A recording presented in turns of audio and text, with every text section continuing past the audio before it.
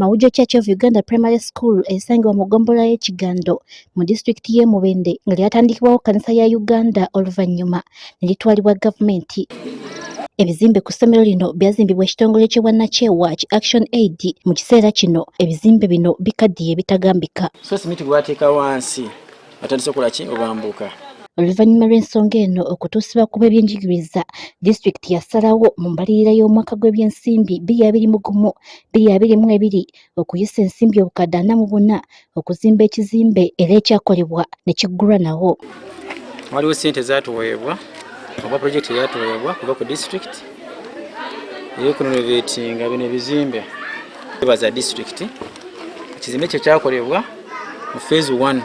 Kati gye buvuddeko ng'ennaku z'omwezi 18 Julayi omwaka guno, disitulikiti y'e Mubende bwe yali ewa embeera ya disitulikiti nga bw'eyimiridde mu mwaka gw'ebyensimbi oguwedde, yalaga nga bwe waliwo ekizimbe ekirala ekyaddabiriziddwa ku ssomero lino era nga kyatwala obukadde bw'ensimbi 28. When it comes to education, Mr. Speaker, we have solved and we have listed all projects that has been done by Education Committee. Kino abaddukanya essomero lino bakiwakanyizza nga bagamba tewali kizimbe kyonna kyali kiddabiriziddwa mu mwaka gw'ebyensimbi oguwedde, nga beebuuza ensimbi ezoogerwako zaalagawa. Nga balaga kino ekizimbe tekyakolebwa.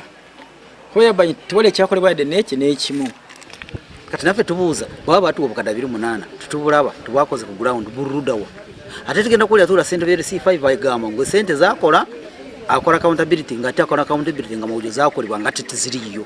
Bano bayise bukubirira olukiiko lw'abazadde wamu n'abakulembeze okumanya ensimbi obukadde 28 gye bwalaga. Mu lukiiko luno kansala omukyala ku disitulikiti ow'eggombolola eno ate nga ye ssentebe w'akakiiko k'ebyenjigiriza n'ebyobulamu akakasizza nga bwe bayise ensimbi zino era nga zaddabiriza ekizimbe ekikadde ku ssomero lino, kyokka naye kimuweddeko okulaba nga tewali kizimbe kyonna kyaddaabirizibwa. Ansa eri waggulu ku disitulikiti, so school management ne head teacher nange kansala waabwe tujja genda twali buvunaanyizibwa tugende tulabe ensasanya ne wawe kyakola esente ezo miliyoni 28. Era nsaba akakiiko akalwanyisa enguzi katuyambe kagende mu ofiisi ezo bekikwatako balabike nga sente zaffe zijja. Atwala ebyenjigiriza mu disitulikiti y'e Mubende, Asaf Kabunga, bwe tumubuuzizza ku nsonga eno atubuulidde nti ensimbi obukadde 28 ezoogerwako baazikozesa okumaliriza ekizimbe kye baali baatandikako mu mwaka gw'ebyensimbi 2021-2022 ku ssomero lino. Mwaka gw'ebyensimbi ogwasooka twateekako obukadde 41 mu 1996.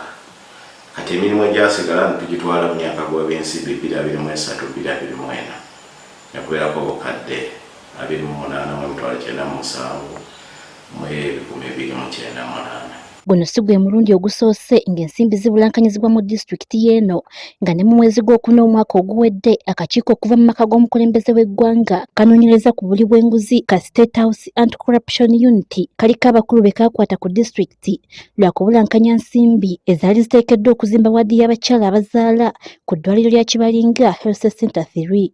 Barbara Nareso agafeeyo ku Spark TV.